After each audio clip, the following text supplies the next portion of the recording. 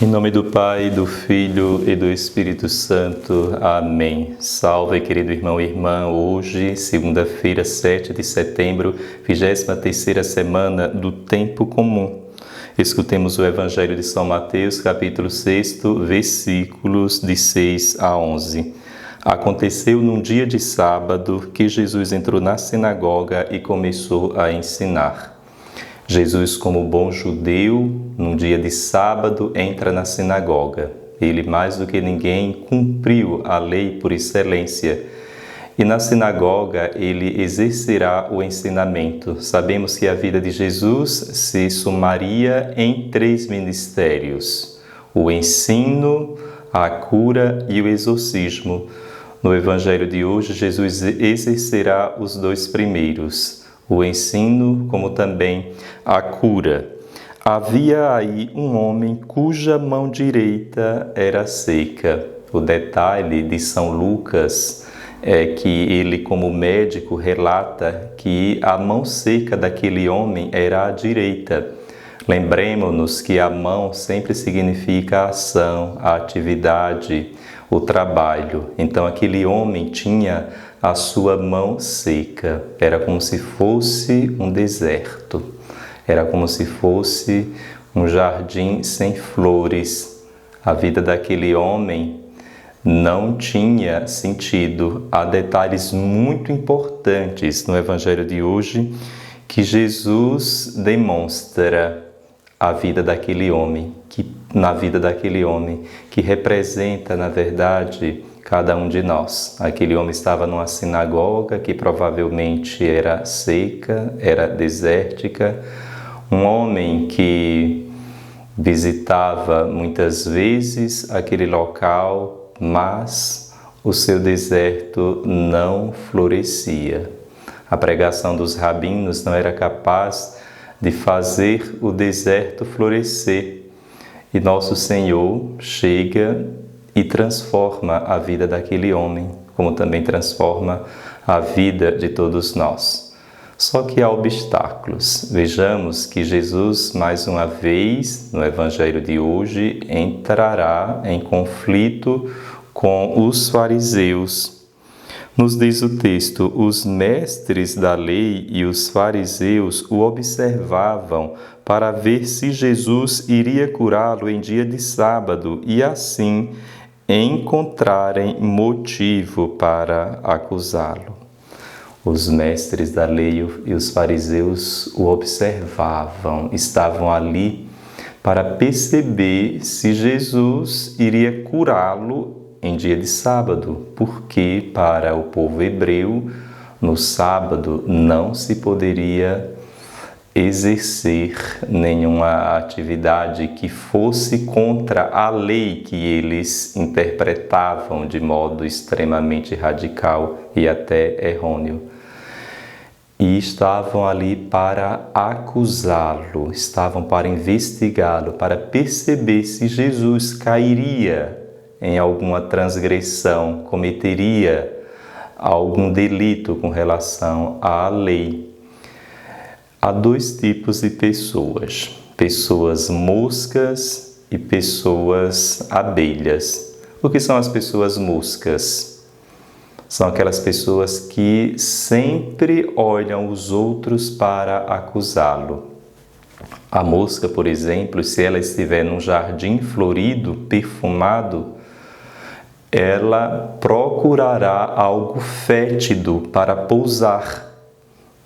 No meio de tantas flores, de tantas fragrâncias e tanta beleza, a mosca sempre procurará um lugar onde há podridão. Assim há muitas pessoas moscas.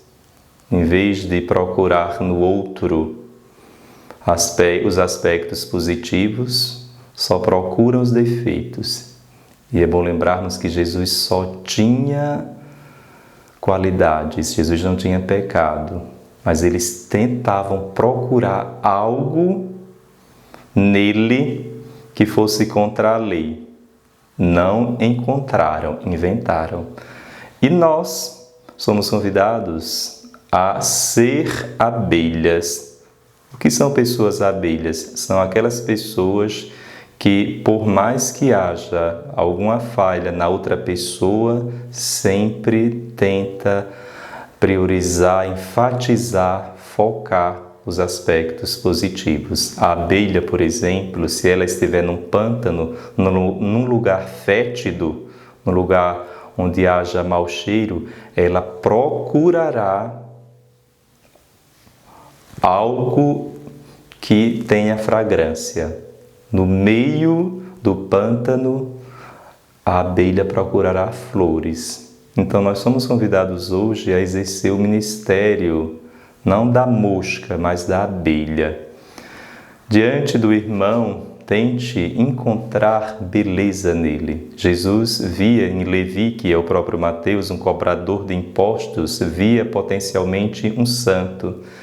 Jesus via naquela mulher pecadora, na qual as pessoas só viam pecado, via naquela pessoa potencialmente uma santa. Então Jesus foi o grande escultor da humanidade, o grande ourives. Ele via nos homens beleza, malgrado as suas falhas, o seu pecado, nosso Senhor amando, nosso Senhor visitando, Jesus próximo de nós, enxergou aquilo que há de mais belo e deu dignidade à nossa natureza humana quando Ele próprio a assumiu. Queridos irmãos e irmãs, que hoje peçamos Nosso Senhor a graça de ser abelhas na sua comunidade, em vez de você estar o tempo todo criticando as pessoas, até mesmo vendo defeitos nos padres, nos fiéis. Tente enxergar a beleza. Você não está negando as falhas, mas quando nós potencializamos o trigo, o joio, não tem muito sentido.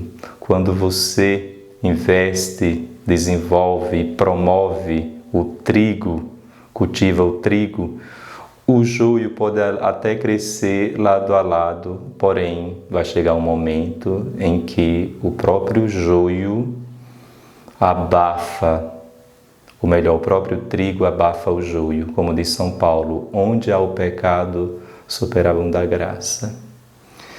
Nos diz o texto de forma belíssima ainda. Jesus, porém, conhecendo seus pensamentos, disse ao homem de mão seca. Jesus, conhecendo o pensamento dos mestres da lei fariseus que estavam ali para julgá-lo como detetives, disse para o homem de mão seca: levanta-te e fica aqui no meio. Que beleza nesse texto, levanta-te. Aquele homem tinha receio de se levantar, e se levantar não é só no sentido físico, mas também no sentido espiritual. Ergue-te, levanta-te. Sempre significa uma ressurreição esse verbo, levanta-te. Aquele homem praticamente estava morto, era um vivo morto, um semi-morto. Levanta-te. Um homem subestimado que não queria aparecer, provavelmente todos ali estavam de pé, mas só ele estava recolhido, provavelmente talvez sentado. Ele não queria aparecer, porque era um homem que tinha uma deficiência física, sua mão direita estava seca, então se escondia. Geralmente quando nós estamos subestimados, quando nós não nos amamos, quando nós nos sentimos inúteis, quando nós estamos alheios à sociedade e a nós mesmos, nós nos escondemos. E Jesus diz: levanta-te e fica aqui no meio. Se Jesus o convida para que ele esteja no meio, é porque ele estava na periferia da comunidade, ele estava na borda da comunidade, afastado da comunidade. Como tinha uma deficiência, era um homem que não era valorizado naquela época. E Jesus veio justamente para os doentes, para os pecadores, para as pessoas frágeis, para os vulneráveis. Jesus diz: vem para o centro. Tu és um grande protagonista no processo da minha pregação, do meu ensinamento, da minha cura. O meu objetivo maior és tu. Vem para o meio. Agora é importante que você apresente também a sua dificuldade, o seu déficit. Então, esse teu estado é importante que seja visto. Assume essa doença, essa sequidão da mão. Assume, é necessário. Por isso que o primeiro remédio da cura é a aceitação da doença. 50% do tratamento das nossas doenças, sejam físicas ou espirituais, começam quando nós aceitamos a doença, quando nós aceitamos, no caso aqui, a deficiência da sequidão da mão. Então é importante que nós hoje nos reconheçamos também como pecadores. Rogai por nós, Santa Mãe de Deus, agora e na hora de nossa morte. Amém. Por que nós pedimos o rogai por nós, né? Porque dizemos: Santa Maria, Mãe de Deus, rogai por nós, pecadores. Então, para recebermos a graça, é importante reconhecermos que espiritualmente nós somos pecadores. No sentido físico, se você vai ao médico, é importante que você relate o que você tem, apresente o que você tem. Então, Jesus, ele quer que nós nos levantemos, nos coloquemos no meio, e Jesus precisa como que olhar a nossa inteireza, não para acusar. Ele vai te olhar, não é para acusar, como faziam os fariseus, é para dignificar. O olhar de Jesus é amoroso, é restaurador.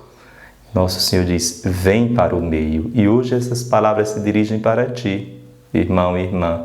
Levanta-te do teu sofrimento, levanta-te do teu medo, levanta-te da tua falta de fé, levanta-te da tua vida melancólica, depressiva, levanta-te da tua vida sem sentido, levanta-te dos teus afetos desregrados, levanta-te do meio da tua família, que tu podes estar na periferia dela, levanta-te, vem para o centro. Então é esse convite que Jesus faz para cada um de nós. Levanta-te e fica aqui no meio. Então Jesus nos coloca no meio da comunidade. Nos diz o texto que ele se levantou e ficou de pé. Claro, quem se levanta fica de pé, mas é uma redundância. Levanta-te e fica de pé, ressuscitado, restaurado. É importante aparecer. Eu quero ver o que está acontecendo contigo, nosso Senhor diz. Não esconde a tua doença, o teu pecado. Eu quero ver, eu quero restaurar. Levanta-te. Disse-lhes Jesus: eu vos pergunto, o que é permitido fazer no sábado, o bem ou o mal, salvar uma vida ou deixar que se perca? Que pergunta fantástica. Nosso Senhor coloca o homem também ali no centro para perceber que nele havia algo que deveria ser restaurado, e pergunta para os mestres da lei: é permitido fazer no sábado ou o bem ou o mal, salvar uma vida ou deixar que se perca? Porque o sábado só tem sentido quando beneficia o homem e não quando o homem beneficia o sábado. A lei só tem sentido quando restaura o homem, quando está a serviço do homem, e não quando o homem está a serviço da lei. Então Jesus está dizendo: não fazer o bem no dia de sábado é fazer o mal. No fundo, Nosso Senhor terminou acusando aqueles homens de pecado gravíssimo, de omissão, de achar que não fazer nada, não curar, não fazer o bem, Eles achavam que isso seria virtuoso. Jesus diz: não fazer o bem é fazer o mal. Então Jesus olhou para todos os que estavam ao seu redor e disse: estende a tua mão. Veja bem, aquele homem que estava com a mão encolhida, nosso Senhor diz agora: estende a tua mão. É uma mão que se dirige para Jesus. A mão de Deus também se dirige para nós. O Senhor tem mão forte e tem braço estendido para nós. O homem assim o fez e sua mão ficou curada. Eles ficaram com muita raiva e começaram a discutir entre si sobre o que poderiam fazer contra Jesus. Ficaram com muita raiva. No fundo, havia ali também a inveja, porque eles não conseguiam restaurar as pessoas que ali se encontravam. E, por Jesus fazer o bem, já maquinavam nos seus corações a morte de Jesus, pelo fato de vir trazer a vida. Jesus é morto porque veio trazer a vida e vida em plenitude. Sim, amados irmãos e irmãs, diante da comunidade a pergunta é esta: somos moscas ou abelhas? Louvado seja nosso Senhor Jesus Cristo. Abençoe-vos Deus Todo-Poderoso, Pai, Filho e Espírito Santo. Amém.